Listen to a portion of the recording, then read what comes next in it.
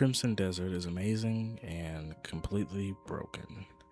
Crimson Desert is finally here, and after years of trailers that looked like they were rendered on a NASA supercomputer, the game actually launched, and somehow everybody was right.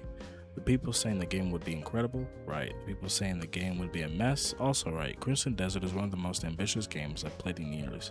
It's also one of the most confusing. Today we're breaking down everything Crimson Desert gets right and everything it gets wrong, and why this game feels like a masterpiece and a disaster at the exact same time.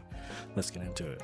Okay, what we're going to start off with is the good stuff. So let's start with the obvious. The world is insane, the map is massive, the environments are beautiful, the weather effects are incredible, and half the time I wasn't even doing quests, I was just wandering around thinking, dang, that's a cool mountain. 20 minutes later, I'm fighting a giant monster. 30 minutes later, I'm accidentally in another country, and the exploring is generally one of the best parts of the game. The combat absolutely carries this game. Every fight feels heavy, every hit feels powerful. You're punching people, throwing people, kicking people, launching people. At one point I wasn't even sure if I was playing an RPG or auditioning for WWE. The boss fights are especially crazy, and some of the encounters feel like entire games by themselves.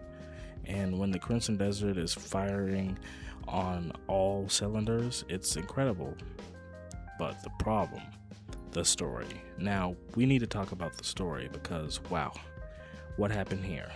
The story has become one of the most criticized parts of the entire game. Players have complained about confusing pacing, awkward storytelling, and narrative that's difficult to follow. Pearl Abyss has even announced plans to revise and improve story content after launch because of the criticism. You know, a story is in trouble when the developers are basically saying, yeah, we're working on it. I played for hours and sometimes felt like I accidentally skipped 3 episodes of a TV show. Characters show up, things happen, people are angry, somebody's dead, everybody's yelling, and I'm just sitting there wondering if I missed a cutscene.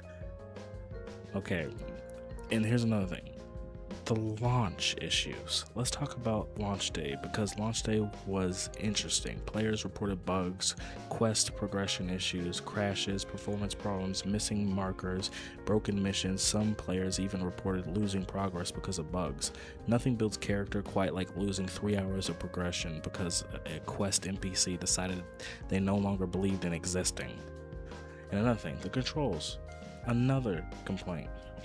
The controls, especially controller mapping, people were not happy. The feedback became so common that later updates specifically addressed controller.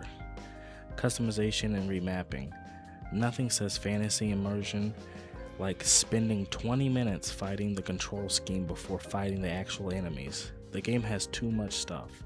This game has a serious case of developers had too many ideas, and you can tell nobody at Pearl Abyss ever said, maybe that's enough features. Because this game contains approximately everything, every mechanic, every system, every activity, every possible idea. I wouldn't be surprised if tomorrow's patch note says added fishing, tournaments, horse dentistry, and real estate investing. Real estate investing. He said that slow as fuck for some reason. I'm not cutting that out. Okay, the patch redemption arc. Here's the thing though.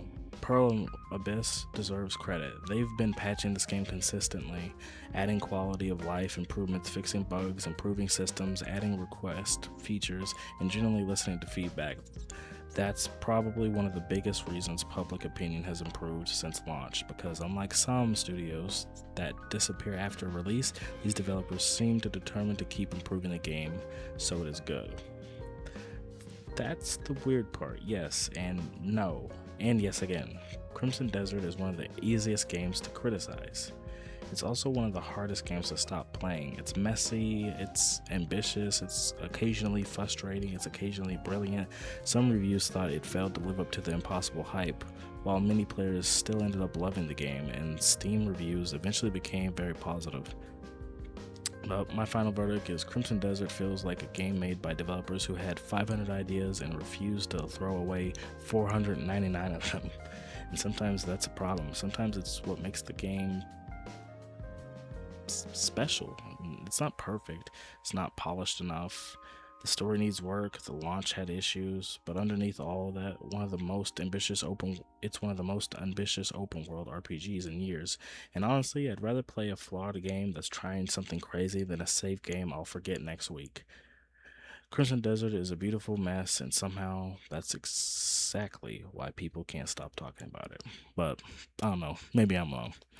But this is my take, and that's all I got to say for today.